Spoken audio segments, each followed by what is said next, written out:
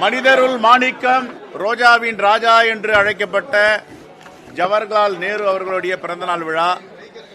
இந்த தேசத்தின் ஒப்பற்ற பிரதமராக இருந்தவர், காங்கிரஸ் பேரியக்கத்தின் மாபெரும் தலைவராக திகழ்ந்தவர், பூரண சுயராஜ் என்ற முழக்கத்தை முதல் லாகூர் மாநாட்டில் உரக்க ஒலித்தவர். இப்படிப்பட்ட ஒரு மாபெரும் தலைவருக்கு இன்று பிறந்த நாள். தேசம் அவரை போற்றுகிறது, வாழ்த்துகிறது, அவருடைய தியாகங்களை நினைவு கூர்ந்து பார்க்கிறது. நாடு விடுதலை அடைந்தவுடன் இந்தியா எங்கே போக போகிறது என்று எல்லோரும் எதிர்பார்த்தார்கள். பிரிட்டிஷ்காரர் மீண்டும் தங்களிடம் ஒப்படைப்பார்கள் என்று கணித்தார்கள்.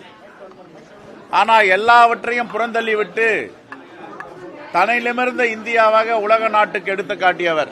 மிகப்பெரிய பஞ்சம் தாண்டவமாடியது.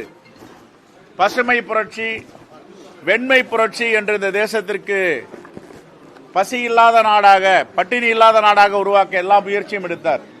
அது மட்டுமல்ல, குண்டூசி கூட தயாரிப்பதற்கு வாய்ப்பில்லாத இந்த தேசத்தில் ஒரு மிகப்பெரிய கட்டுமானத்தை, கட்டமைப்பை ஏற்படுத்தியவர்.